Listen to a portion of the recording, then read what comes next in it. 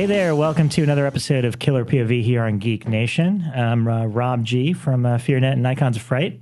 Joining me, my lovely co-host, Rebekah McKendry from, not you, Elric. Oh, I thought you were talking about Elric. He's not lovely. I'm lovely He's far from lovely. I have a lovely side. He's sunburned today. Yeah, I am. Every day. Yes, but Rebekah McKendry from Fangoria, hi. Yes, how are you guys doing Just today? Great, except for the 2-hour commute before I got here, but that's a whole nother story. I have no sleep. I think we all have like an edge tonight. That's right, yeah. Yeah. And also, Elric Kane is here. I am here. Hi. Welcome back. I actually like that you were played by Brian Collins last week. Brian Collins did a good job playing me. He did a good But you imitation guys didn't of you. mention any of my favorite movies, so I did feel slighted. I kept texting them into you. Maybe we did. should start with that. What are some of your favorite slashers, Elric? Stage Fright, giant owl head Yes. on the killer. You cannot go Italian, wrong. right? Italian. Yeah. By the guy who made Symmetry Man. Okay. Yeah. And Dressed to Kill by Brian De Palma. Absolutely right up there for me. Which Elric dressed up as for I Halloween, did. I have to say. I dressed up in drag as the Really? female Yeah, it was version beautiful. of Michael Caine. Yeah, I was the female. That was at What's the name? Tammy Sutton's Halloween party. Wow. He looked gorgeous. I was definitely, I'll have to send and you he a was photo. walking around the edgier sides of West Hollywood in drag. I made that Morgan Peter Brown walk me to the car because I was actually a little worried that I was going to be abused. Yeah. Dressed as a beautiful. That was an edgy neighborhood. It was. And my leggings were edgy. They were good. But yeah, no, I have a lot. Well, I'll save them for another show. But I actually probably stray towards Giallo when I come to slasher films, so probably that would might be have to have just a different. I think we I need think a so, Giallo yeah. episode. Well, because Sean there Keller. There was Yeah, way we'll too bring much him to for fit that in one. there. Yeah. Yeah. So we have a very special guest that we are bringing in right away. So special. So special that we wanted her to be part of the entire Enough conversation. hard chops that she can join us from the start. Yes. We'd like to welcome Danielle Harris. Hi guys. Thanks so much for coming on. having me. This I've is never awesome. been on before. This Neither. is true. Neither have we. This is our first time. So where do we want to kick off? Do we want to start with topics or what we've seen, or what are we going to do? start Maybe with- really quickly what what we've we've seen, done if this you've seen past week. Well, that's easy for me because I didn't really see much except the slasher conversation got me in the mood to watch some of the movies we mentioned. So I watched The Dorm, The Trip Blood. Oh, yeah. And That's the one where the Intruder. killer just goes, And that's hey the- guys, it was me at the end. And that's the reason, because I almost didn't believe Brian Collins. I was like, is that really? No, what I'm the one who happened? talked about that's that. right, bad That movie. was me because it's one pretty of bad, it's a but horrible fun. movie, but it's my favorite ending of any slasher film because they're literally like in the steam tunnels, and then this guy just turns around and goes like, hey guys, it's me, Yeah. and you're like, where the hell did that come from? Yeah. It's like Did you just say where the fucking hell? I was trying to cover it up. Brian just put a red mark next to your name. Brian's now merit. got his hands over his head. But yeah, that was it. I tried to have a slasher double feature. And yeah, Intruder's all right. That's the one that Scott Spiegel directed. Kind of a wacky movie with Got some weird fun angles moments. and I love haven't seen supermarkets that. as a setting. I do love that as a setting. My favorite supermarket is by far from. Oh God, the film just went out of my head. Uh-oh. It's probably no. obscure and pretentious. It is knowing you. obscure and pretentious, but it's set in a Ralph's, and it's really good. Oh, yeah. The from the 70s, the Messiah of Evil. Yes, Boom. best Wow. supermarket That's why I get paid the film big ever. dollar. Because it has that great scene where they're eating raw meat in the Ralph's, and then they start following them around the supermarket, and it's It's like- actually a beautiful film. That's a great film. and it is a rare one. What have you guys seen this week? You watched Mama? Oh yeah, I lent Oh, it you to you. did, finally. You know what's so awesome about Mama? I love CGI. I prefer it to practical. I'm just bored of practicals because practical's so 80s. I prefer seeing something on screen for like 5 minutes, which is computer generated and floating, and I'm looking at it for 5 minutes going, why am I watching? That was this my computer biggest. game? Yeah, that was the biggest. Sorry, I hang can up be a with little draw. Mama. No, I mean, it was really disappointing, deeply. Like, we're disappointing in highlighting what's wrong with modern films, big time. Like, it had a really interesting story, a good mood, but if you're gonna, CGI should finish an effect. It should finish something. It should like be the glue that makes the practical work. And in this, it's just like you're literally looking at a floating creature for like a few minutes without even cutting away at times, and you're like, I can't be scared of that. I can't even. I'm totally out of the movie every And time she's the demon's on screen. So ridiculously fake. There's no Yeah. way to even think that it could possibly be an actor. Yeah, behind get an it. actress in there. And, I mean, she's just so elongated and Why twisting have actors and when you everything. have CGI? right, And- totally. It's but she doesn't do a good job. It's like there's something missing. There's some type of reality missing. the soul. What It's was the fir- budget of that movie? I know, it's huge. It Yeah, was a yeah, big it one. was And massive. Jessica Chastain, who I genuinely think is one of the best actresses working, was totally like one of the most false It's not even the performance; wearing a it's the wig and- casting. yeah. Yeah, it's a false. You Well, just she can't- obviously did She's that holding a movie bass. before Yeah, she did. right. Yeah, and then they were like, Your rocker we chick. can bank Yeah. on this. Jessica Chastain as the punk Perfect. rock tattoo, It just- angry. She had never held a bass before. She's trying to be like the Misfits, and you're going, "Oh, I'm sure she was just thrilled after Zero Dark 30 to have that movie come out. yeah, right." So It it didn't was a work. shame. So I mean, the setup was cool, but it was one of those films that just constantly rang false. Yeah. And I could really never liked even- the short that it was based on, but Yeah. it was just kind of like if you throw a lot of money at something that's good, it doesn't necessarily make it better. Mm-hmm. So it just kind of it sunk for me on that CGI creature actress thing. Yeah, but it's good. That's a good thing. I mean, I wish more people would come to that. I mean, I know a lot of nerds and people like us go, "Oh, CGI is ruining movies," but I want it to go up the chain a little more, where they're like, "Oh, we should use CGI just to enhance things and hide little things and add some extras here and there and add some effects of buildings." But when that's what I'm looking at, I'm just so bored. John Landis on it, he had a great quote where he said, "Just because you can have 50,000 werewolves run across your ceiling doesn't mean you should have 50,000." And I always thought that's about it in a great. That's nutshell. It's like, So, well, this week I watched. I did watch Zero Dark 30. Was the one film I saw this week that my husband was like, "We have to watch it. We have to watch it." I like so that film. I finally watched it. It was okay. that was really compelling. But what's in a way. really weird is I see torture in so many horror films. I watch daily horror films. Mm-hmm. But yet when I was seeing the torture films in Zero Dark 30, I was genuinely like, I want to leave the room. I do not like watching this. This is very painful for me. So my Shows that husband... you're not desensitized. You're just desensitized to fake violence. Exactly. Yeah. Like Dave was completely floored because the torture was going on and I kept getting up and he was like, are you okay? And I was like, I really don't like this. And he was like, that's so weird. He was just floored that as much horrible stuff as I watched, that was what was bothering me. But yeah. It was It's because that was really actually happening. Yeah, Yeah. it might not be a documentary, but it happened. So. And it wasn't, I think that it didn't have the comedic side. I mean, he wasn't like sanding the guy's knees with a belt sander. Right. It was like real Right. stuff. Yeah. So that taught me a little something about myself. And then I watched Liquid Sky Oh, because I yeah. wrote the article for FearNet. Yeah, your first article for us. Yeah, and awesome. and I love that film. It was great to return to it, and that film is just completely crazy. There's no other word to describe it. I mean, there's just everything in it is weird. Have you seen it already? A long time ago. It's a punk thing, yeah. Yeah, It it's didn't kinda- grab me when I saw it, so. I don't think it can grab you. There's just so much weirdness to it. It's for those of you who haven't seen it, it's about an alien that becomes addicted to the chemical that the human brain produces during orgasm. So they start following around this heroin addict model in New York City who's part of the performance art scene because they notice that she has like all of these sex partners and they kill all of her sex partners to get this chemical out of their brain.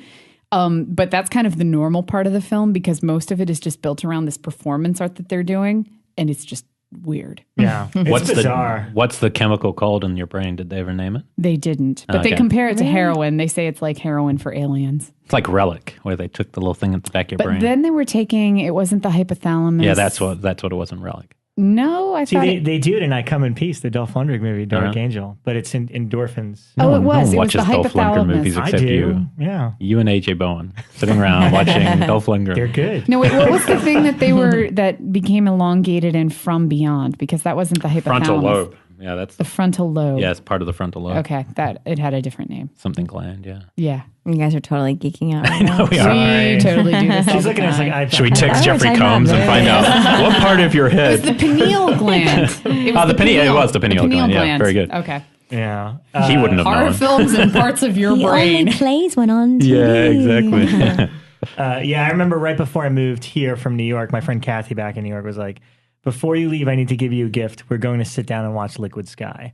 That was your gift? That was my going away gift. And it was, I still can't remember exactly how that night went down because it's a bizarre, It is. crazy movie. And it's almost 2.5 hours long. Yeah. Yeah, It's just, epic with it's weird. musical numbers and weird shit going on. But I did like that it was, and I put this in the article, that it was like the first real portrayal of a New York City apartment. Because I guess so after living in New York for years and years, and Rob, I'm sure you've been in Yeah. your share of New York City flats, that when I see New York City apartments, I get so annoyed when they show things like closets and dining rooms. Nobody has those. What are you Right. doing? So I liked it because it was tiny room. realistic. Yeah, like there portrayal was of- one part where they were carving chicken on their couch, and I was like, "Oh my god, I have done that because you don't have a kitchen." So I have carved a chicken on my couch. Wow. How about you, Danielle? Have you seen anything in this last week? I know you've been traveling and all. So. I haven't this last week, but let's see. What have I seen recently? Oh God, I actually rewatched Zero Dark 30 because I was trying to show someone what a real movie was like. The difference between a film versus a movie, and because I had just been told by a girlfriend of mine to go see the Gerard Butler movie with Morgan Freeman, that was just freaking dreadful. The Die Hard one, whatever it's called. Olympus Has Fallen. Olympus Has Fallen. My friend was like, it was so great. I would go see it again. And I was like, oh, well, it's not really my kind of movie, but I'll go see it. And I just was completely miserable. I was crawling out of my skin. So I went to see this, and he thought that, oh, you just like your she, indie, whatever. And I was like, all right, dude, we're going to watch a big movie, and I'm going to show you what war movies are supposed to be like. And I put that on, and he just watched it on the plane and his laptop. And he's like, yeah, it was all right. So there was really no so yeah, that movie was horrific. Isn't Again, it crazy with the that you get into miniatures it? Like you already know how it ends, and yet I found myself like leaning forward at times. Really? Like going, what's going to happen? Even though I knew the really? story, I'm like, I I found it very tense. I was really fascinated by it and how the operation went down, but I'm talking about Zero Dark 30. Oh, okay. I'm not talking I about thought you were No. Oh my God, I was like, I'm going to kill you. No, I haven't seen that film. I don't go. God, I'm like you. I've awful. abandoned. No, Zero Dark 30. I was like Yeah. leaning forward, even though I knew the of course, outcome. Sure. I was like, oh. I mean, I don't know if you guys know, but I went and I visited, did like kind of a USO tour a couple of years ago. I went to Iraq, so I did I did like 13 bases and was able to really like smell it and taste it and feel it, and and I think that it just is a really great. I mean, Hurt Locker obviously as well. So I just love that a woman is directing movies that really make you feel like you're in the center. And I think that's Jeremy Renner on something talking about how she has like 5 different basically camera setups in one shot. So she literally is rolling 5 different crews at one time, so you feel like you're in the center of it. So she's getting it from all you're around supposed to you. do if you have money. Yeah, I know. Not and they werewolves, never that. see you. Like she's off somewhere with like walkie talkies and stuff, and she comes up at the end of the day, and then the day is done.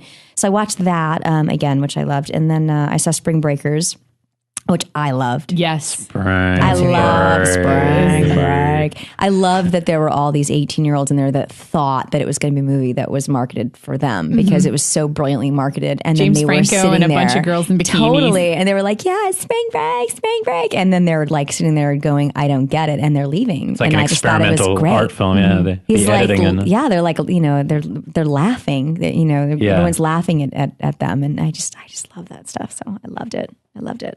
Wow. That to me seems like a horror movie. I mean, those are the kind of movies I want to make. That's horrific. Have you seen Spring Breakers yet? I haven't. No, not yet. It's so rad. I tweeted It's right good. after it, and I said, we no longer need to procreate after this film. Because there is no need for a future generation that's done. In fact, after Harmony Korine and Larry Clark in general, if you look at their films, you're like, nah, we don't need young people. We're good. What was the other one that they've done? Kids Bully. Yeah, Bully's one of my okay. favorite. Nick Stahl, I think, is one of those actors just when he started, I was just like, whoa. I'm in the middle of getting ready to I'm optioning a script right now, and I keep going back to I keep saying it's Bully. If you guys have seen Bully, I want Bully's to a make horror great movies film. like Bully and Kids. I love those movies. Well, yeah, and then French films like Real. Fat Girl and those kind of movies that they feel horrific. Yeah. They're not labeled as horror films. That's the Right. difference. But they're better. They're more effective so than much a better. real. Oh, see, I think horror. Fat That's Girl is scary. totally a horror film. Yeah, but it's not labeled as one, is what I'm saying. Catherine Breillat, yeah. yeah. Well, we talked about Kiss of the Damned last week, and the star of that's in Fat Girl, Roxanne. We met her at the screening, Roxanne Mesquita from the Rubber film as well. But yeah, I mean, those films horrify you, they disturb you, they shock you, even if you've seen a million horror films. Therefore, they're more effective. So disturbing. Because they've tapped into what's real. Yeah. Doesn't mean, and this is a different discussion, that they're labeled as horror film. Right. But they deal in horror, so. You mean kind of like Like Irreversible. We had a big argument about Irreversible. Like Irreversible. Go back to What? episode 2 for that one. Yeah. It's a great film. It's not a horror movie. Oh, I don't Sorry. know. I'm never going to let that go. Yeah. Scratching that scab open, aren't we there, Rob? Would you consider Bully a horror movie? I don't know. What makes a horror movie? Curious. What you guys think? Good Well, question. technically, if you're going by like book definition, most people would say supernatural, which I Really? don't believe because then No, that because would no not slasher films and Yeah. stuff. exactly. But if you're going by book definition of what makes horror, I think it supernatural But again, I don't believe that because it knocks out serial killers. It knocks out, so much. I would have. I mean, we talked about. I would have gone to dread, something that it plays on fear, dread, and things that we don't want to deal with. The things we want to avoid in life, but unconsciously are always there. Murder has to be in there. Murder, I mean, anything to do with that. Yeah. What doesn't make Zero Dark 30 a horror film? Because it's got torture and dread and murder and everything else. So it's such. I hate genre lines. They just. Yeah. I mean, that was based on a true story. That's But listen, I only made the argument over a trivia question, to be honest. That's what that was all about. Unfortunately, you became the poster just child. Trying to win the round. That's I was all just it curious. was. I don't ever get to ask questions, so. No, that's fine, by all means. And I have to say, Rob right now is eating something called a muddy bear. It's a chocolate-covered gummy bear. I've Delicious. never heard of this before. $2.19. I wonder where they come up with these prices. Well, Who says it's $2.19? Where else can you get them? $2.25 would have been too much. Yeah, I'm not buying Paying it. muddy bears. $1.99. But anyway, Thus we that's my digress. candy. But I mean, I That's think that is to me the most important conversation. As somebody who wants to make horror films and films in general with their life, and when I say horror films, I mean just films that deal with things that we maybe don't want to deal with every day. I think that's the most important thing we have to ask ourselves, because I feel like so many of them have become so boring and so dull and so repetitive, and they keep going back to the films. Oh, I want to make the film I liked, Right. And so they try to remake in a way a film that they liked, and it's like taking a photocopy of a great art piece. Right. 20 times, and by the last photocopy you have a light outline of something that looks like shit. So or you could go and put a dolphin in a big, what's that guy, Damien Hirst takes the big formaldehyde creatures, puts them in an arc out and goes, look at that. It's like something different. I don't know. But after having been in Hollywood for a couple of years now, I don't exactly just, before I moved here, I would always point to the filmmakers and say, you guys are repeating the same old crap. I now don't. I now point at the studios and say, you are buying the same old crap or commissioning the same old crap. When you go to somebody and say, we really want to make a cannibal film called blank, go make it. Right. I now point to the people who are paying the filmmakers. Because they're scared that the audiences, They their just whole want to thing make is the money. If they've right. seen it work once, they jump on the bandwagon. Exactly. And they want to keep doing it. I mean, how many movies are we going to watch like Paranormal Activity? I mean, that ship has sailed, people. Yeah. This Dear like God. found footage has sailed. It was done after Blair Witch. We got lucky with, Paranormal Activity, and then I'm so over it. Oh, yeah. Have you been in a found footage film? No. That's cool. That's interesting. That's something to. That's a proud thing. You've been in some I sequels, but you have not haven't. been. Not. I had my list like after I did Halloween 2. It was like I want to do a vampire movie. I want to do what else did I say I wanted to do? There were a zombie movie. Like there were a couple of things that I was like I haven't done these, and I have these things coming in, and now I want to do this. And so I started to do. I was like Stickland, and then I did Night of the Living Dead. There were things that like I kind of was able to sort of scratch off my list. I didn't want to do any more slasher sequels. So where I was being killed in a cheerleading uniform or something like that. I wanted to be a Stickland killer. was very different. Yeah, I love Stickland. It was cool. a really good vampire movie. So but I have not done a found footage. I've been given a lot of scripts, but You're going to get like 5 scripts now just from tonight this. after you've said She'll this. do mine. But mine's good. It's different. Wow.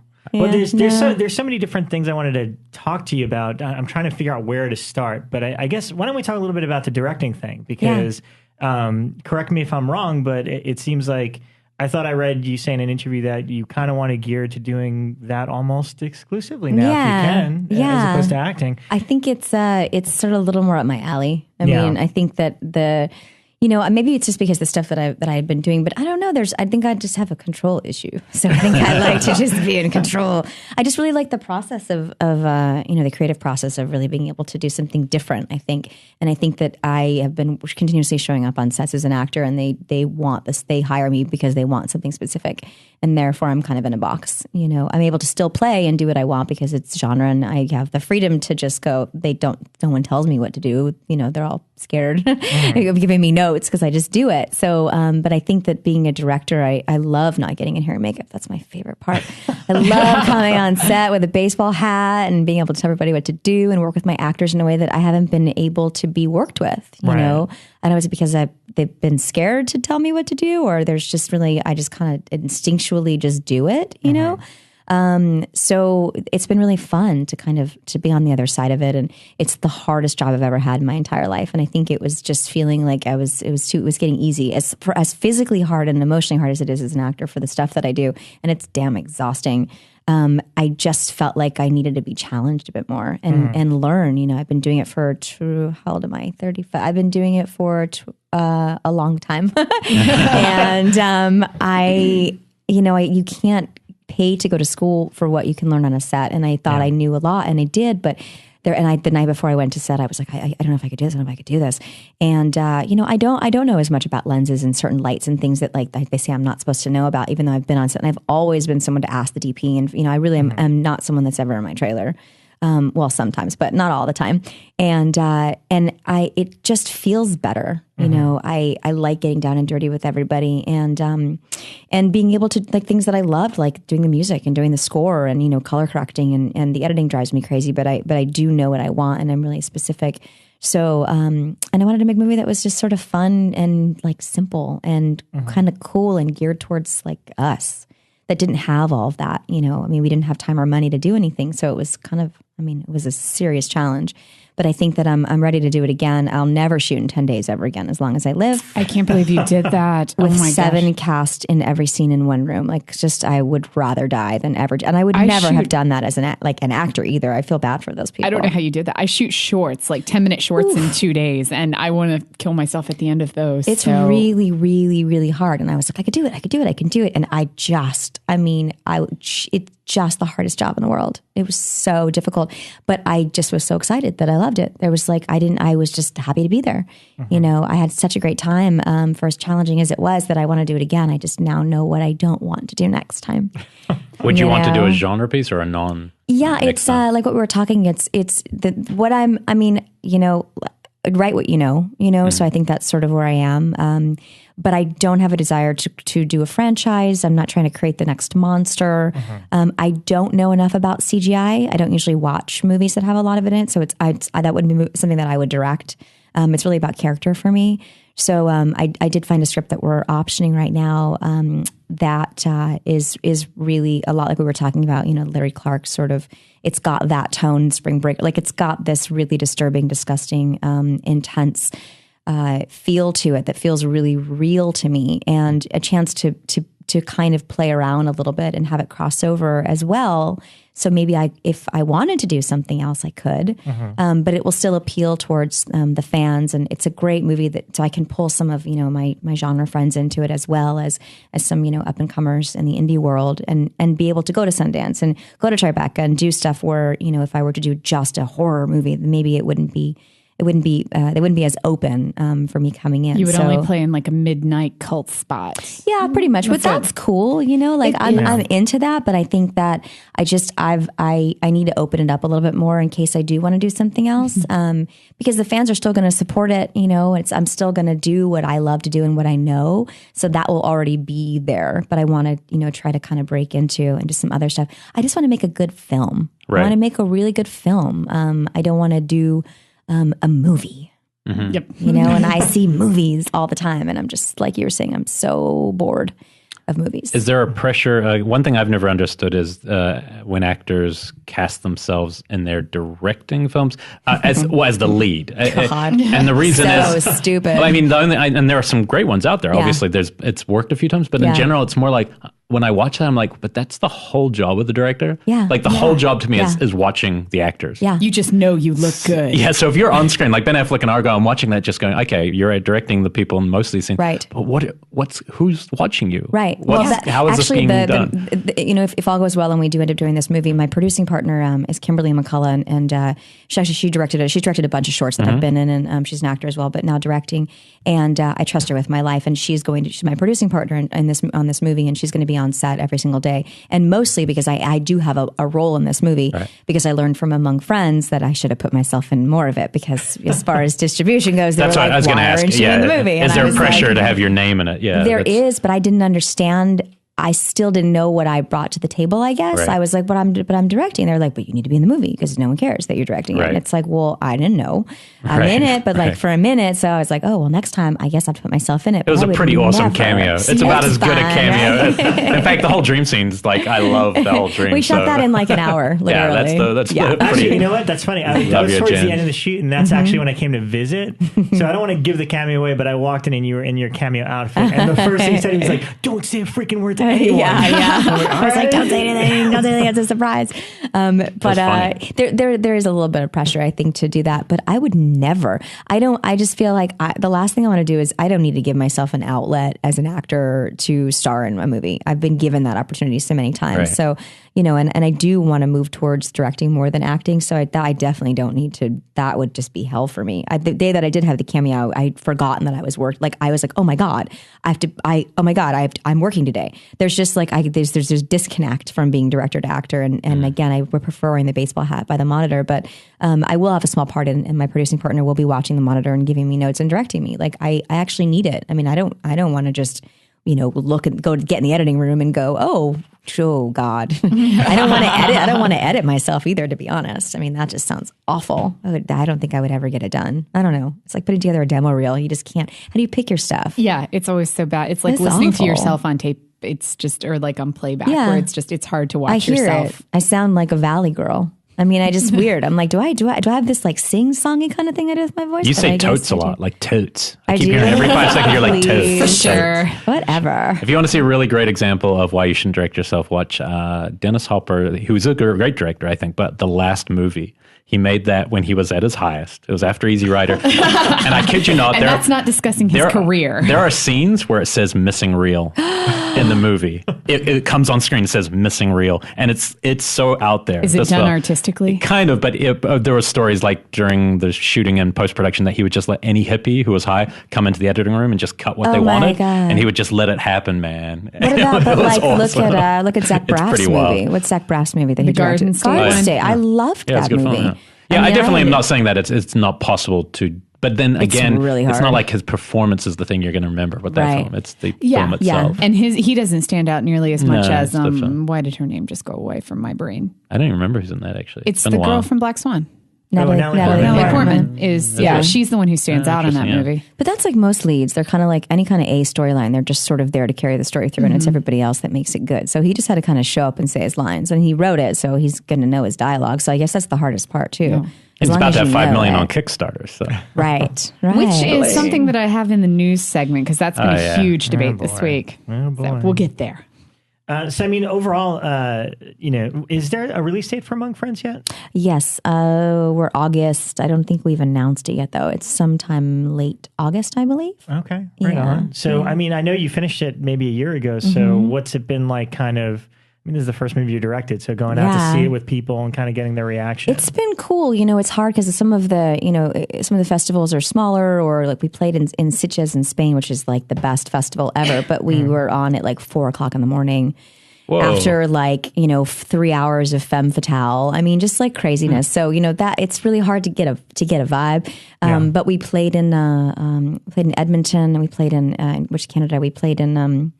Where else were we? We were in Horathon in Dublin, Ireland, which was amazing. We've definitely played in places that it's just been so amazing. And we threw the screening here, back in, I don't know, I guess about a year ago. I had like 400 people show up that we just threw together, Jennifer Blanc and I, in 5 or 6 days. We were like, we'll just do it. I remember that because I got the note, and it was like the day of the screening that I got the email, and it was somewhere in Universal, the mall. It was. I was like, wait, we're doing it at the what? At the comedy club? Is there a screen? Wait, I'm sorry. What are we doing, you guys? But you guys had it. I remember the Viscera girls helped out, and it was Viscera girls were amazing, and I'm a big supporter of their film festival, and it totally came out, and everybody just showed up, man, and really supported me. And I got up on stage and everybody was clapping, and I looked around and I was like, holy crap, I can't believe that I have all this support, which just shows me that I really should keep doing this, It was really, really cool. And it went great, but that was obviously the best screening. Everyone was cheering and laughing, and it's a lot of inside jokes with the cast and everything. So everybody really liked that. It's been great. I've gotten a lot of people, like I said, like our generation going, dude, that was really cool. Like I can totally relate. I've been to parties like that, which is like, really? You've been to parties like that? I don't know what parties you're going to. But it's fun. I mean, it's like, have a beer and grab popcorn and like hang out on the couch. Don't take it so seriously. I'm not trying to make, this like,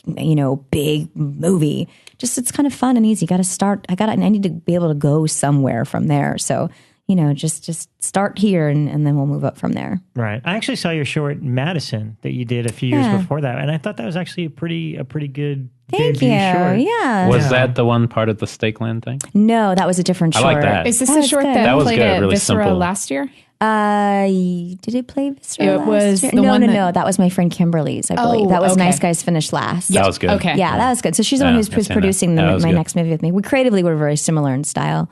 No, Madison was something that I was supposed to do quite a few years ago, back in 2007. It was supposed to be like a trilogy. Heather Langenkamp was supposed to direct one, and I directed. I was the only one that kind of finished it because the economy tanked and money fell out. But It was like you, her, but it was good. and Kathleen Kinmont and Dana DeRay. They were also going to direct a segment. It would have been like an anthology for something called Prank. Yeah. If I remember correctly. Yeah, and they were each titled, different girls. But it was again like, oh, you want to direct? I have this idea, and I took the script and rewrote it, just like I did with Among Friends, and sat down and went, oh, this is really good. Let's kind of mess around with it a little bit. And we shot that in like 5 days. Can't believe I shot that in almost as long as I shot my movie. That's crazy. But Was that the first thing that you attempted to direct yourself? Yeah, that was the first thing. When I was like, oh my God, a shot list? Wait a minute. And I actually went to the set and I walked through it as an actor. Like, okay, here's my scene. Where would I go as an actor? And then where would the camera be normally if I was doing the scene as an actor? And that's kind of how I started to figure out like how to do a shot list. Just like, stuff like that. Because that's all I really knew, and then you're like, oh, now I get it. And then I'm watching film and I go, oh, there's a setup. Oh, that I can do that. I remember calling my girlfriend going, what's a jib? And she was like, well, I mean, this is a while ago, but I never, you just don't talk about that stuff on set normally. So that was the first. Then when I did Stakeland, they called and said, we're going to do these 5 little shorts that are kind of prequels to the characters, because the movie sort of throws you into right in the middle of their lives, and they don't take the time to really talk about where we came from. Right. And they had, a couple of genre directors, and they asked if I wanted, on my one day off I had in the month, they were like, do you want to direct one? And I said, and write it. And we'll get a production team out and producers and, and do whatever you would in a crew, and you'll just shoot it. I was like, oh my God, when? And they said, oh, in like 3 days.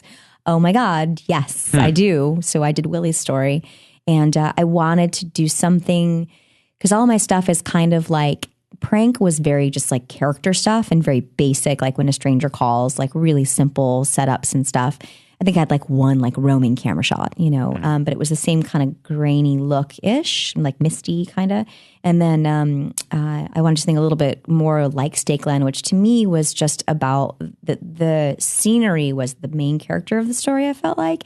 And I read all the other scripts from the other directors, and I felt like they weren't necessarily of the style of what I knew we were filming, because they weren't there. So I thought, I'm going to do one where there's no dialogue, because everything I do from here is going to be all about character stuff, and because I'm an actor now, that's now directing.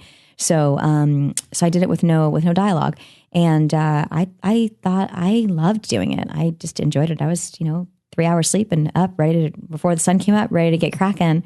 And then Among Friends is really kind of a little bit of both. There's like cool like colors and a little bit more editorial music video-ish, just different outside the box, I think, as far as like trying to find style. And then you also have the element of all the characters. So still trying to, kind of navigate my way There's some around. Spring Breaker-ness to Among Friends, actually. And obviously that was a couple years before. But in terms of some of the montage at the start, I remember. Yeah, I think that's kind of like, I've always been into sort of that like, that stylistic sort of stuff. And kind of twisted in a cool sort of way. And I think just making something that's just was exciting. I mean, I got fought, throughout portions of the movie where people were like, our colorist was like, it doesn't look like a horror movie. I was like, it's not supposed to be. Right. Like, I have a chance to make something different, you guys. Like, let me do it. Being first time director, I didn't really feel like I needed to. I wasn't afraid because I didn't have to be. I didn't need to stick into that box of like, I can't take a chance because if I do have this one movie and then I'll never be able to direct again if I do something that people don't get. I was like, I hope they don't get it, or they're disturbed, or they walk out. I'll be like, yes, great. You don't Push get the it. button. That's awesome. People that do get it really get it. So I kind of, into that stuff. Are there any roles, I mean, you've been acting for so long, are there any roles that you particularly haven't gone, any sides to yourself you haven't been able to express, that something you've really always kind of wanted to do that you have yet to had a chance to? There's actually, just to bring back up 0 Dark 30, there's the actor in me that watched the torture scene, and I thought, God, what an amazing role for that actor to be given, to be able to have that. And I went, I have had that so many times that sounds awful to me. To have to go through that. And actors always dream of this, like, I want to have this crazy emotional, like just to be able to be raped and tortured and pushed to the edge and be able to lose it. And then when you have done it as many times as I have, what I would love to do is a romantic comedy because I've had all of the exhaustion that I think I could take, where you're like, I don't think this is fun anymore. This is like really kind of killing me. You're going to have 5 romantic comedy scripts by the time you get home, too. I hope so. Send them my way. That's like a vacation, Right. Comedy, I think, is like Todd Solondz. I mean, I like to be able to do something that's like cool. That would just be so, because that's again like stuff that I giggle at inside and really find fun. So I think that would be something that I would love to do for sure. Yeah, because before I forgot that the mics weren't on, but we were talking about the small role you have at the start of a film called The Trouble with Truth, which is very real, and it feels like kind of like a romantic comedy, but a realist romantic comedy. But you have a great role, so people should look for that film if they want to see a very different side. I mean, that's why I think Stakeland, I love that movie so much, because I read the script and went, I'm basically a glorified extra. Like, I don't have anything to do in this movie. I'm just going to be standing there freezing outside in upstate New York for a month. I don't think I want to do this, but I loved the script. And I asked to see the DP's work and saw Mulberry Street and was like, wow, okay, if they could do that movie with like no money, then this is a little bit of money. And I think that we have a shot at having this look pretty rad. And it was one of the most awesome experiences, to be that miserable, physically uncomfortable, freezing my butt off, and love going to work every day at 6 a.m. It says a lot about it. Yeah. And I don't really have much to do, but I'm the nurturer, sort of mothering kind of caretaker of my friends and family in real life. But I always play these like either like tough girls that kill the guy or like, the sassy girl friend or something like that, or like the troublemaker. And I think there's a part of me that's like that, but I'm kind of more the softer, I don't know. Belle is like, she's just different than most of the girls. I'm not as tough as I play, I guess, but don't tell anybody. So in real life, you'd be like, Victor Crowley's just misunderstood. And you'd give him a big hug and try to get him rehabilitated. I probably would, but I would still kick his butt. Yeah, I'd still take him at the same time. And this is a good transition into the final girl discussion. Oh, final girls. Yeah, you've gotten to be the final girl several times at this point, which is kind of neat. And we actually posted on our Facebook asking people to give us their favorites. So I mean, obviously, when you started in the first couple of Halloweens, you were fairly young, so I'm sure the concept of Final Girl was lost on you at that point. But I don't think it had been pinpointed at that point.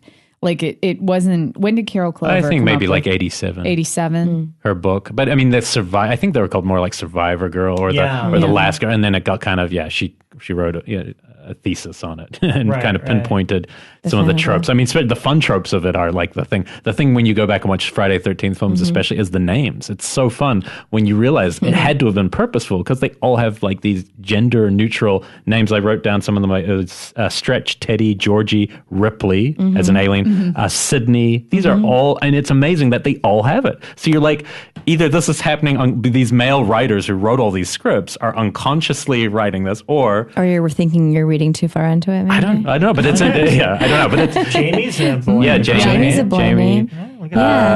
And it's I just find the whole thing interesting how it kind of came together, maybe unconsciously, which makes it even more interesting. How but that's just one of the many factors. Also, the way they dress. They do dress very, for the most part, pretty conservatively. But the whole idea is that it's sexualized when they don't want to be sexualized, and that it's filmed in a sexualized manner. So. Right, but I mean, I've talked about the POV shot a lot. And then what's interesting about the POV in, say, Jason movies, right? They're shooting in a way where you think, as a filmmaker, you'd be good, we're putting you in the perspective of the killer. But emotionally, when I watch those, I've never been in the emotional perspective of the killer. Oh, no. You're always in of that final girl, and that's so interesting. That the but is there an emotional point of view from when the killer, which most of the time is male, right? When I think a man is going to kill, it's really about power and sex. It's not emotional. So if the woman is the killer and you have the point of view from the woman, then you, the audience member, will feel something emotional. Maybe it needs to be set up different in a shot. Right. Well, first Friday 13th, we don't know it's a woman until the end, so it doesn't really count, I guess. Right. No, it's hard to know, but I just think the whole identification, especially the horror genre, is the reason why that article is so interesting is it's so complicated. It'd be so easy to go, hey, we market these films to 14-year-old boys because they want to see these hot girls get slashed. It's like, but what's funny is these 14-year-old boys are identifying with the girl and feeling what she feels. That is complicated. Right. Like, that's a very strange cinema. And but I think at the same time, you've ripped the sexuality away from the female and given her a very gender neutral name and she gets the phallus. That's the whole twist is that she ends up with the knife, the gun, the power tool, or whatever, But it's interesting because I actually think it can't be pinpointed. I think it's this really weird unconscious thing, just like horror. I think all good horror happens in an unconscious place that probably happened to us when we were kids and stuck with us, and somehow they get back to that feeling of not sure if anyone's going to catch you, and that's a good feeling. It's to feel occasionally, not all the time, not in your real life. Right? No. I'd like to know about some of your horror favorites, both that you've been in and that you haven't been in, and. One thing in particular I think is interesting is we've always had conversations, not just us, but like other filmmakers at our age. We were all at about, I'd say, somewhere between like 10 and 12 when we first saw some kind of horror movie that totally scarred us for life but made us fans. And something you were in. Probably. Chances are good. But that's the thing I find interesting is, I mean, you were acting at that age and in horror movies. So did you, before Halloween 4... was there a movie that scared you? Did horror movies work for you when you were young, or was that kind of you already saw behind the curtain? Like, did you ever get scared by movies when you were really young, starting the business? I didn't really watch slasher movies when I was little.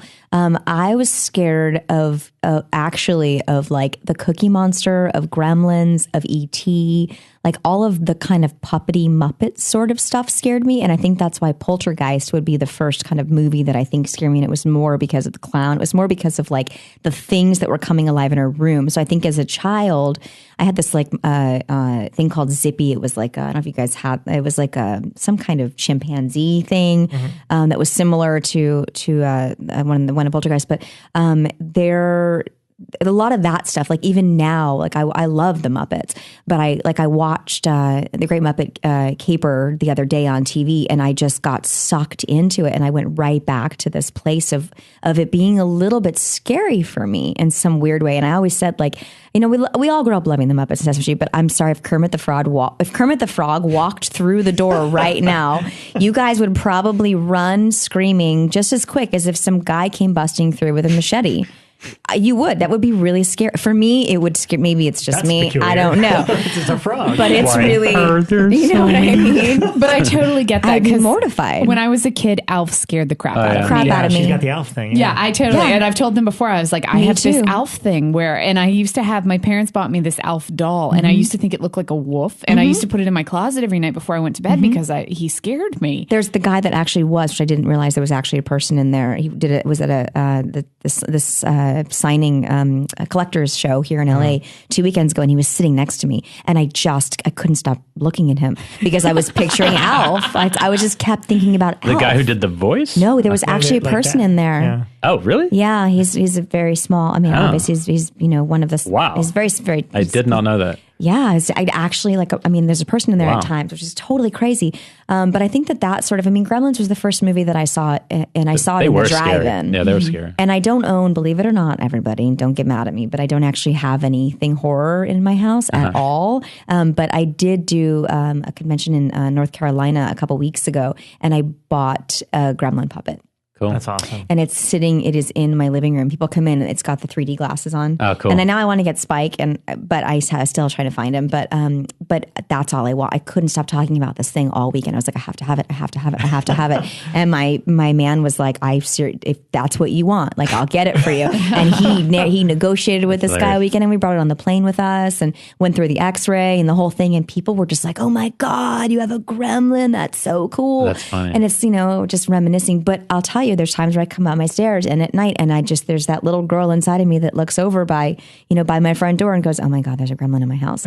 And, and like I, did Hatchet 3 with Zach and Galligan and was just starstruck. That had to be cool, so right? goofy. Yeah. And like 3 days in, and we were sitting there, we're doing this police station scene, and if you've seen the trailer, it's the scene where I come in and I say I killed him and I'm covered in blood and I'm standing there and we're talking, and after about a couple hours I said, I'm really sorry. I have to tell you, Gremlins is like my favorite movie and I'm totally freaking starstruck to be working with you right now. And he was like, seriously? I was like, yeah, I'm geeking out right now that I'm having like scenes with you. This is the coolest thing ever. Yeah. So I think that those movies are kind of what scare me.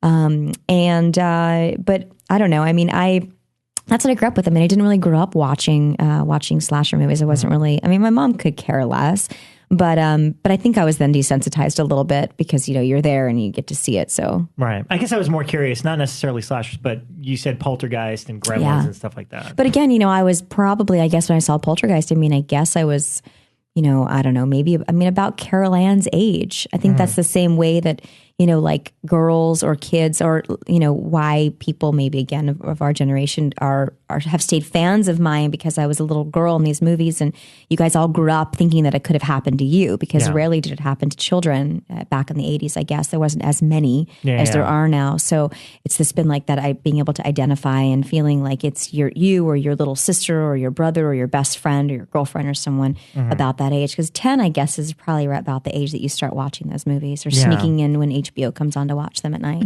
What was the experience of seeing Halloween 4 for the first time? How old were you when you finally were allowed to watch it? I watched it right away. I was at the premiere. Was it is it a weird thing to see or? No, I mean, I think it's like, I don't know. At 10, you're just like, oh my God, I'm in a movie. Yeah. Look, I'm on the screen, Mom. Did you know anything about Michael Myers, the character, before? No, okay, so that was the first exposure to it. I didn't have any idea. It's like people always like, oh, did you know you want to be an actor? It's like, I also wanted to be like a princess and, ballerina and, all these other, I would have, if I could have been a dog, I would, it's like, you don't have any idea what it's like to be an actor. You're just like, oh, yay, Mom, are you proud? I'm a movie star. I'm on TV, Grandma. So I think that's kind of where I was. Huh. Wow. And I mean, did you feel compelled to, I mean, because you started acting so young, did you always feel compelled to stay with it? Or did you ever have doubts about like, well, maybe this isn't what I want to do? I think now I wonder if this is what I want to do. But you seem like you pursued another option as well. Yeah. I mean, I had years of trying to transition as a child actor to adult, which like so few of us do. And, I was talking about this the other day. There was a time where, and I worked a buttload from like, after Halloween, like I did Last Boy Scout, I Don't Tell the Babysitter's Dead, I was on Roseanne. Like I worked nonstop till I was like 22, maybe, I think. And then like I even did this movie called Daylight, it was like $100 million budget movie. Like I was doing all kinds of stuff and nobody really knew that much. But I remember I was like probably like early 20s and I was in the cover of, they had Teen People magazine, believe it or not. It was the first issue or second issue, and it was like me, and it was Jessica Biel and Scarlett Johansson and Kirsten Dunst. Like we were we were the girls. And then I just sort of like something happened where I just sort of fell off. I don't know what it was. I think I started rebelling a little bit and like kind of cut all my hair off and got chubby and was like, screw this acting thing. And my agents were like, dude, what are you doing? And I was like, I don't know. And I was auditioning, kind of being a bit rebellious about it. And I decided I'm going to go get my real estate license just because I wanted to see if I could do something else because I didn't know how to function without being on set, And I didn't do drugs and I didn't party. And I think that helped me have a career still, at least because I showed up for work and I was easy to work with and I was a good kid. I was really responsible. So that kept me still able to have a career. But that didn't mean that I was going to work all the time. So real estate license, and I just felt like I was playing dress up. I would like go on like caravans, but I was wearing like a suit to work going, this is so weird. I'm like pretending I'm a realtor, like. Did you sell up any places? No, of course not. I just wanted to like look at houses, Becca, you need a place. Yeah, we've been looking. I hate buying houses. We just bought a house in December, and I should have renewed my real estate license. My man and I were like, could have saved ourselves our realtor fee if I would have just done the deal myself. Oh my gosh, yeah. But I also did and then like I had a good year where I didn't work, and I ended up working for a beauty company. as a sales rep for a beauty distribution company. So I had like salons. I was rep for salons for like nail polish and like shampoos, and would teach like, you know, hair straightening classes because I've always loved beauty and fashion and stuff. But I would go into salons, and I had done a Rob Zombie's Halloween at the time. But it was a steady job. You know, my day job that I was making $3,000 a month was my job. And I, you know, had a mortgage to pay, and I had things to do. And I was like, I'm not too proud. Like, I don't know when the next movie's going to come. I didn't work for a year last year. I'm freaked out.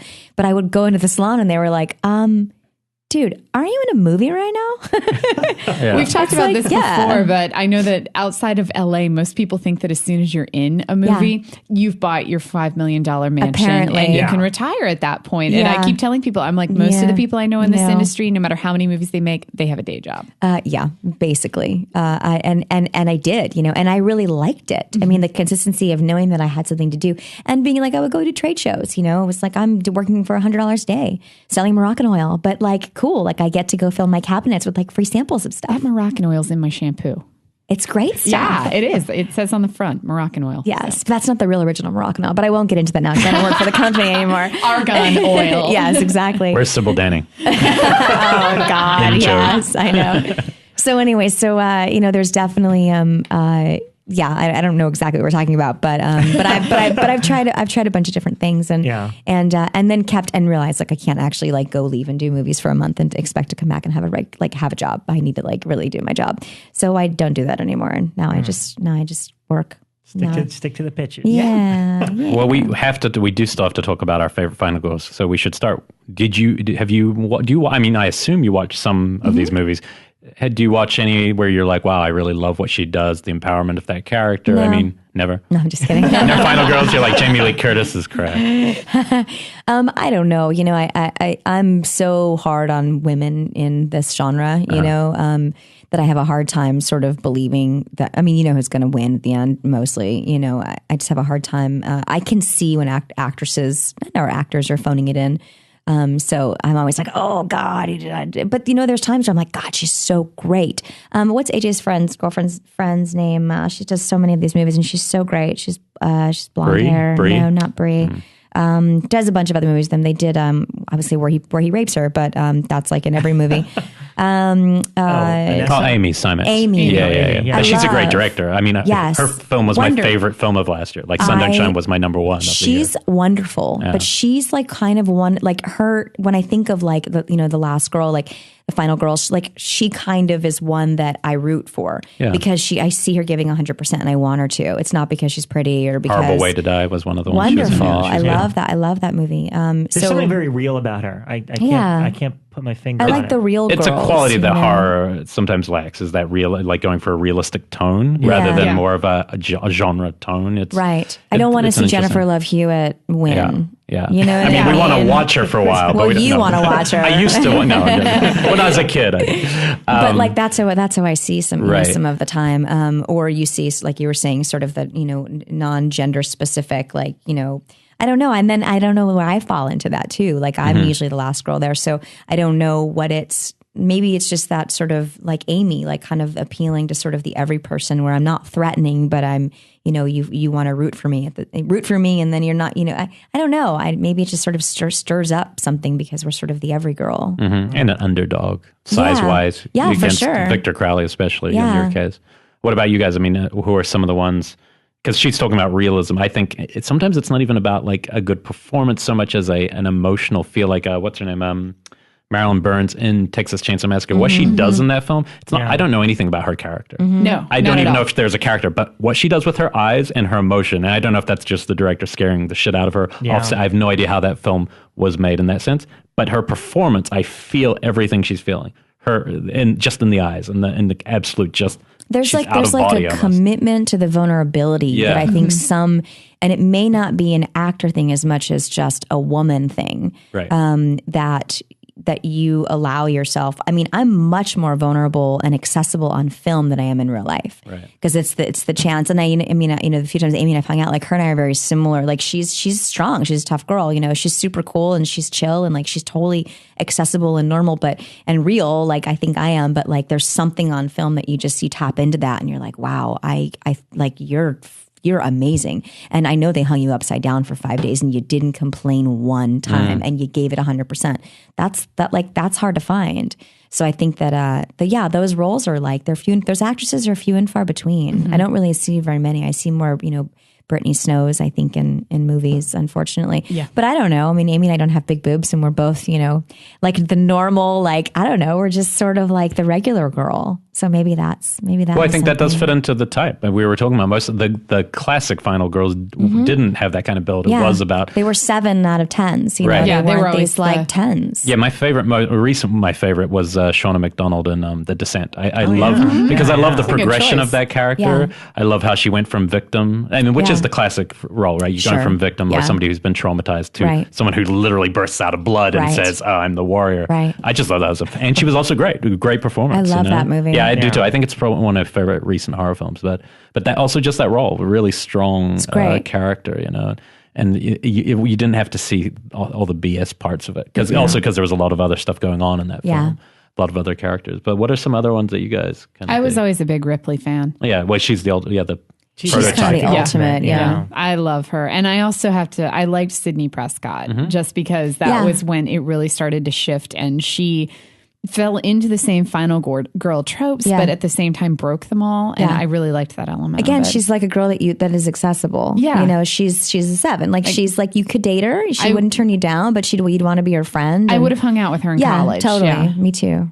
So, Actually, I'm gonna quote Jerry Smith because he posted this on our page today. But Jocelyn Donahue in House of the Devil, I think. I mean, she carries that whole movie. It's really. I wouldn't consider that a final girl. Yeah, but I mean, I don't know. I think so. I mean, because she's the only girl. Greta Gerwig. Well, yeah, Greta Gerwig. Okay, you're right.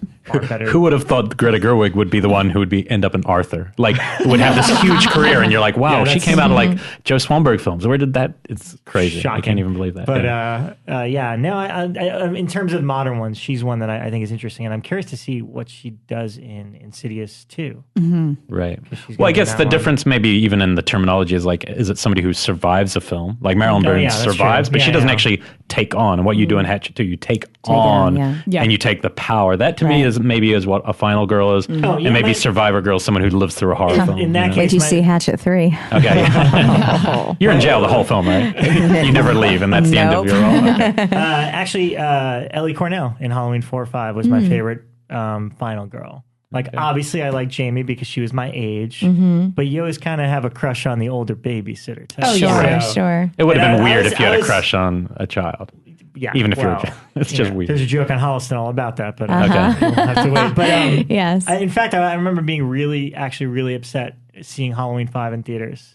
She was really upset that she died like that. Really quickly. I was like, oh no. She was really upset and annoyed that that's how they decided to make her go out and that it was that quick. Yeah. That's a bummer. Yeah.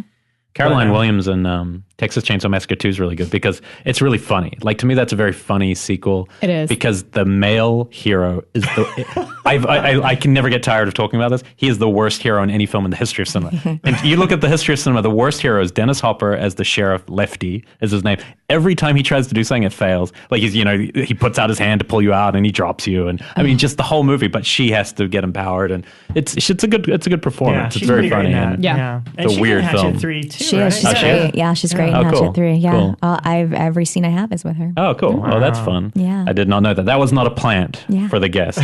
Sure. I'm just stupid that way. But it also has one of the best scenes if people haven't seen Chainsaw 2 where at the start that he comes in and it kind of does, it's almost like they read the Carol Clover article and they kind of repeated it, which is where Leatherface puts the chainsaw between her legs into a bunch of cokes and is getting her wet as it's doing. She's screaming. The chainsaw's going in and out, and he kind of gets off and then it sighs and then she kicks him in the head. And it's so like on the nose. It's one of the most out of control scenes in a horror movie ever, but it's amazing. And if you read the article, it just kind of goes, oh, somebody read this, and Tobe Hooper probably read this about his first film. It like pinpoint by pinpoint. Yeah, and it's really funny, and it works really, it works in a comic way. Yeah.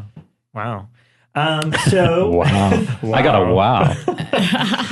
So do we want to hit up some news before we got some good stuff? We wrap it up. So the BBC zombie series In the Flesh is coming to the US. Have any of you guys caught this yet? Never heard of it. I actually reviewed it. It's quite good. I like it. I don't know how it's going to do here, But are they just showing the UK show, or are they remaking it? They're just showing the Okay, UK show. that's far better. It's coming to BBC America. Is it a zombie show? It is. Again, let's go back about to like, what you were saying, like once something's done right, everybody starts doing it. Like, aren't we done with this on TV? I'm concerned about how it's going to do here because on. I mean, we had the Zombieland show, right? Which I don't think is going to do well. That they released to Amazon after seeing the first one, it was kind of bleh. Yeah, it was a bummer. Yeah, but I mean, Walking Dead took off so well, and now just within the past couple of months, all the networks are like, "Well, we've got a zombie show." They're always behind. They're always years behind. Ridiculous. They need to go into the new territory. What hasn't worked? I mean, BBC coming over here, period, in general, doesn't usually work because the humor's completely different, and then you're going to throw in the zombie thing. I don't know. And so you wanker. BBC had a really good horror show last year called The Fades, which was about this guy who could see these ghostly spirits, which he called Fades. And it was just this awesome show. And he had this sidekick who was kind of nerdy and knew all these Star Trek and Star Wars references. And it was such a good show, but it would have totally done poorly here. And I'm shocked that they didn't bring that over. And I'm not shocked. They should have brought the Fades over instead of going for the because you guys don't understand cricket. That's the problem with this country. If you paid more attention to cricket, you would unlock the British humor. Nobody understands cricket. I understand humor. I actually want to see that. There's one from a couple years ago called Dead Set. That's a I've zombie. heard of it, but I haven't seen it. I hear it's great, but and it's only like 6 or 7 episodes, something like that. That's because it's British. They stop after like 5. Yeah, It's like a full season. Yeah. So. What about those modern TV shows? Like, I mean, obviously, I'm sure you're like us. Like, TV writing is incredible right now with AMC and shows like that. Do you ever get approached for that kind of stuff, or is Not really. I did an episode of Bones that was on a couple of weeks ago. But I like auditioned for it, and went in, and I was actually kind of weirded out because I just thought, I haven't been available to do TV for so long because, I was directing and then which took a good year and 9 months off of my career, and then just working in film stuff. And I've been out of the TV world for so long, just auditioning for things that they don't really know who I am anymore. So just getting in, it's like just having to audition for a guest spot. So I went in, it was only a day of work. I ended up getting it and was like, oh, that's really fun. I play this crazy producer on Bones, and I hadn't really watched the show. I don't watch much TV actually. And I got the script. Of course, I realized, I'm the dead girl in the beginning. Shocker! I thought I just did a good job in the audition. And then there's I don't know if anyone saw the episode, but there's a line in the episode when they're interviewing people that have killed me, and there's this guy that apparently my character went on a date with, and they start saying, I saw you sent her pictures of bodies that were, dolls that were mangled and maimed, and he says, well, she said she likes the Halloween movies.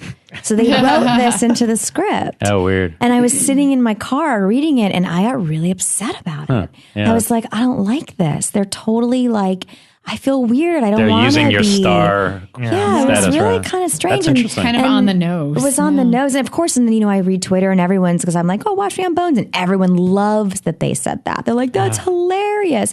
And I was like, my feelings were hurt. Like, I wanted just to be seen as something else as for an a actor, minute. you wanted to get the role as an actor. Yeah, as an actor. And I know I know that I did get the role as an actor. And then after they saw my tape, the writer went, oh my God, that's the girl from the Halloween movies. We have to put that in here somewhere. Right. And then they decided to put the line in because it was a revision. It was like, asterisk next to the line. They redid it. But it was still like, oh man, guys, can't you just leave me alone? Let me just be somebody else for a minute. That just takes me out Halloween. of it. I kind of hate when they do that kind of stuff. It was too just kitschy. Yeah, it was too on the nose for me. So I was a little disappointed in that. But I don't really. I mean, I'm more of like I watch girls. I watch weeds. I watch that kind of like. It'd be fun to see you getting girls.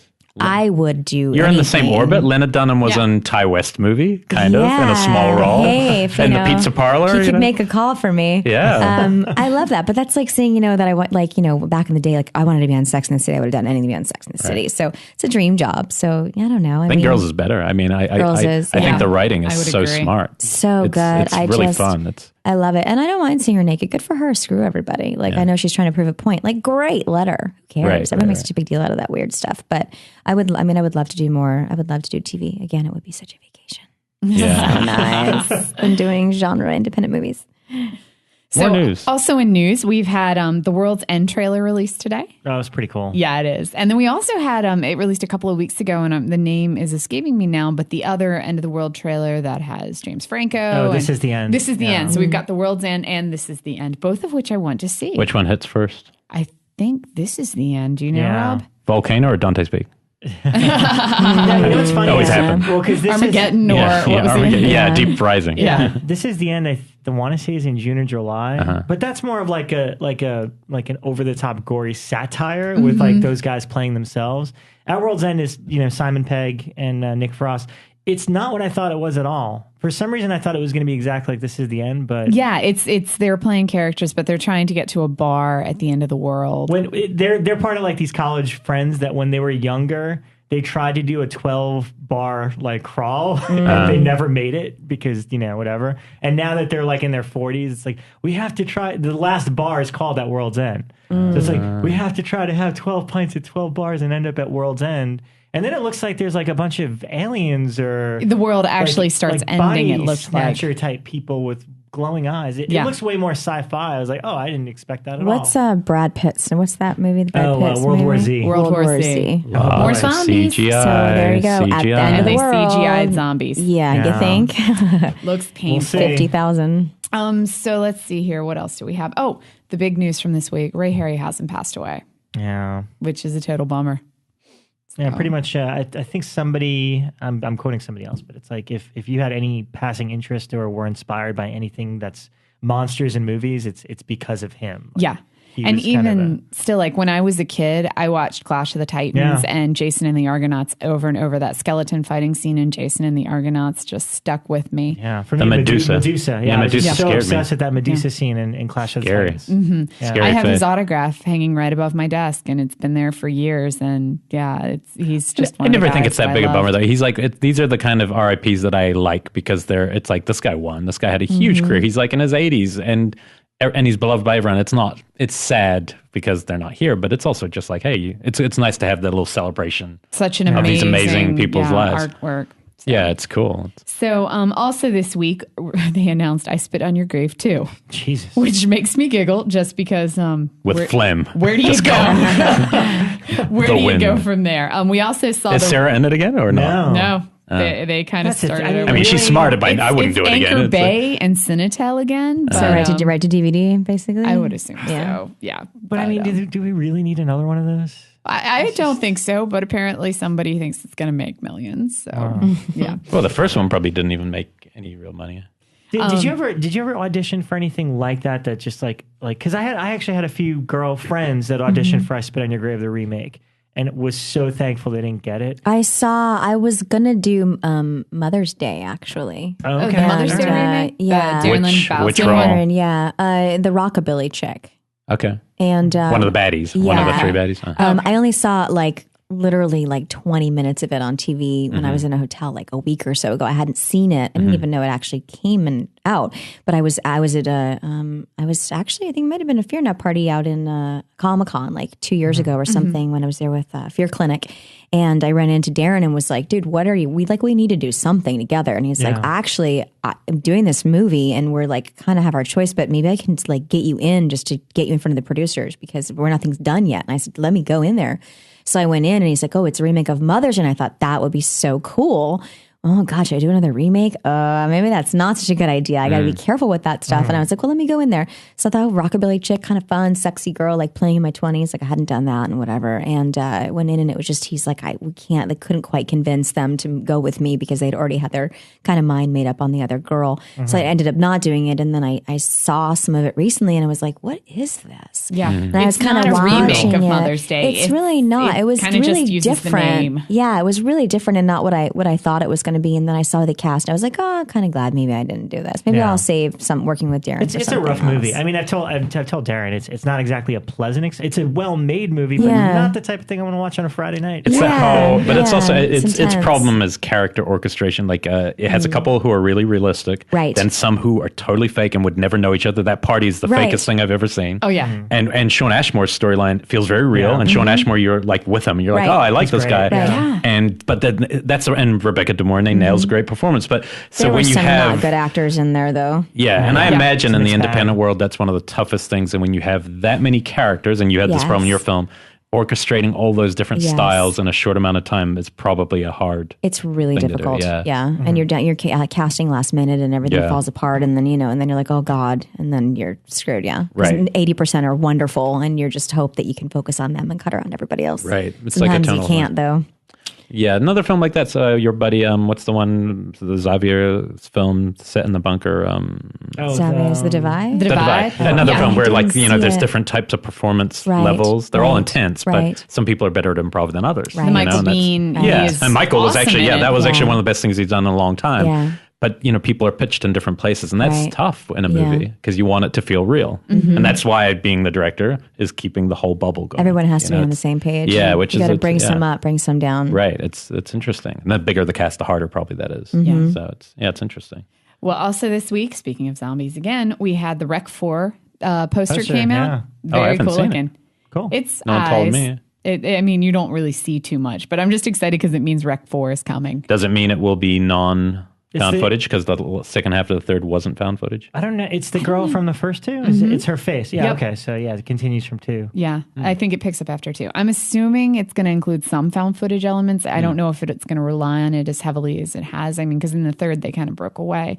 But that's one of the few franchises where, but I mean, like, 1 I loved, 2 I thought got better, 3 just freaking blew me away. And it just love them all. They're I know they ridiculous. keep getting They're ridiculous better. fun. So yeah, I have such a good time with them. So as soon as they were like Rec 4, I cheer. Yeah. Yeah, it's not like, oh my god, another one. I love them. Well, as long as they keep changing things. I think most don't. Most Yeah. most in Hollywood we make the same film because it was popular. Yeah, and you yeah. want to make more money, so you Yeah, safely those have all been radically different. Right. So that's Completely. reimagine. So then the last thing that we have this week in news, well, I did mention the thing before about Zach Braff's Kickstarter. Zach Braff's The Crow. Crow remake. He would kill that. It's going to be so moody. Hot Topic kids everywhere will cheer. But I did mention the Zach Braff thing where people are getting really angry because this big Hollywood star who obviously is like, sitting on Scrubs syndication money is now asking for your money to make his own Kickstarter campaign. I've termed it Rich Starter. I think that would actually sell. Like saying Rich Starter would actually probably work. let's just What be is he honest. trying to raise money for? $5 million. Something For a along movie? the same lines as like Garden State. I thought it was a Really? loose sequel, but Yeah, a loose sequel to it, but it's along the He same can lines. Go find money. he could self-fund if he really. I mean, Yeah. But No one that wants to do said, that. if the crowd will do it, they might as well do it. Oh, I mean, they've already look, done it's up it. to It's, us like, super to not close give them now. money. If you don't want a millionaire to take your money, then don't give them money. I mean, they're making Veronica Mars. Yeah, it was the same movie. Yeah. I don't even know if that show had that many followers that would give $2 million. the Apparently dirty it did. secret is how much money Kickstarter and these people, like, I did a Kickstarter and, I was trying to get $4,000 for a short film and you made the target and then suddenly you lose $280 Yeah. and you're like, what? You and then take you it. realize, take that off $5 million. Right. And they are doing well. They don't have to do anything. They just have to have a site. Kickstarter Right. and You know, it's Indiegogo like- have a really good model. Yeah, Kickstarter takes more. Indiegogo takes a little less. That's why it's a better one. Somebody actually started a Kickstarter to buy Kickstarter and destroy it and then take it down, and Kickstarter made them take it down. See, I always want to start a Kickstarter for just like Your life. the smallest stuff in my Yeah. life. Like I need to buy bread this week, so $5 fund my loaf. I need Kids grilled are cheap. cheeses. But So, it's a huge. I mean, it's a huge thing about the future. I mean, it points to a potential that you will just fund the things you want to see, Yeah. and you will give $10 in advance for your ticket, and that's all you'll get is your ticket.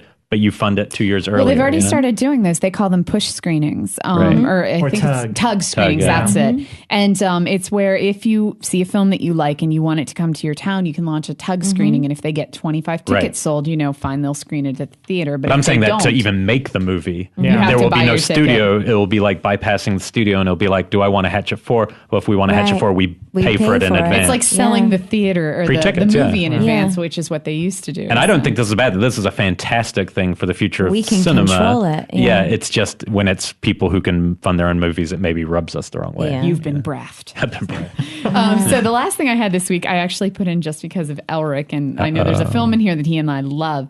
So Montreal's Fantasia Fest, they're hosting the Frontiers International co-production market again. And this is kind of an industry thing because most people think that, they don't realize how films are bought. And there's a couple of different markets, film markets around the world that you go to if you're a big company and you're trying to buy films for distribution. You go to the American film markets in LA, you go to Stages, which you talked about in Spain, you go to Fantasia in Montreal. And so there's a couple of them, but the ones that they're really pushing this year that they're really trying to market and get some purchasers behind, Casting the Runes, which is Joe Dante's new film, which I was pretty psyched to Joe see. Dante. But the one that shocked me on here, and I can't say I'm going to say his name. Andrzej Żuławski. Yes, who did Possession, his first film My in favorite like movie of all time. forever, Dark Matter, Yeah, which I and don't it's know happening for anything real. about. This is for real because I've seen behind the scenes footage. It is for real. Is it good? I don't know anything about it. I just saw him scouting. He hasn't made a film. The reason this is good is because he hasn't made a film in about 15 years. Yeah, it's been forever. But he chose not to make films. He stopped at a point and wrote novels But because he also- got screwed over so many times. So I was super excited to see his name on the list because I really want to see it. It's so awesome. But for Rob, also on this list of the films that they're marketing this year is Bobcat Goldthwait's Schoolboys in Disgrace. So, which again, I don't know anything about. It's Bobcat. just starring in? support. No, he directs. He now. directs. Yeah, he's been writing and directing what I consider he's like the master of the black comedy. He makes the most. The master is Todd Solondz. Really? I'm with Danielle. Really? The Yeah. master is Todd. Master But he Todd might be the Solondz. new. I don't know. God Bless America is pretty It's amazing. pretty. World's haven't seen Greatest it. Dad. Yeah, great. That's a good World's one. Greatest Dad is pretty amazing. Yeah, He's going to be on the show at some point, right? You said yeah, maybe. I hope so. So all Start these films, watching these. yeah, they're That being makes marketed this year at Fantasia, which It's gonna means be cool. if they're at Fantasia, it means that they're most likely going to get picked up by big studios for distribution. So It's great to see Joe Dante. I mean, it's such a great, talented filmaker. It's always it's an absolute tragedy that he gets to make films so infrequently, to be honest. I know. Because he Yeah, can make nice. it in any genre. That's the thing. They're He's- talking to me about doing a movie right now that supposedly he's attached to direct, which is the only reason why I would do the movie. But I would I did a episode of this show called Erie, Indiana, Oh, yeah. a million years Oh, ago yeah. that That's Joe an amazing Dante show. directed. That was a fun show. But I like was just looking further, and the Joe Dante film that they're pitching here, Casting the Runes, stars Simon Pegg. Oh, So So that's it's pretty to have cool. some comedy. Yeah. Wow, very cool. So That's the news. Yeah. So before we wrap up, Danielle, anything coming up that you'd like to talk about? well, Plug? What's up next for Let's you? see. We have Among Friends released on DVD the end of August. All I right. don't have an exact date yet, but keep your eyes out for that finally. And thank you to all my Kickstarter people. Will be getting their DVDs, I'm assuming, right around that time. It'll be She bought a house with your awesome. money, just so you know. right. She's like, Please. You've been harassed. That's what it would cost to fix my refrigerator. But I do. But anyway. So that's the end of August, and then we have Hatchet 3 coming out June 14th, which Sweet. is awesome. We have Can't theatrical release. We have I believe are we NC-17 or we I are? think so. I think we're NC-17. Yep, NC-17. It's killer, you guys. I saw it, and it's going to blow you away. So I hope if you can't guys wait. all come out to see it. Yeah. Select theaters, the 14th. It will stay in the theaters this time. You better stay in the theaters this time. and then I have an episode of Holliston that's going to be on that same week that you have to see. I'm playing a very, very, very naughty version of myself. Yeah, it's a stretch. You're It's Danielle a Harris stretch, in the yes, show. but it's nothing. It's nothing like me. Don't think that it's anything like me. I'm a little nervous. People are going to think that there's a part of me that's actually like that, which is not true. it's totally her. You should see what she's wearing. Or what I'm not wearing. Dun, dun, dun.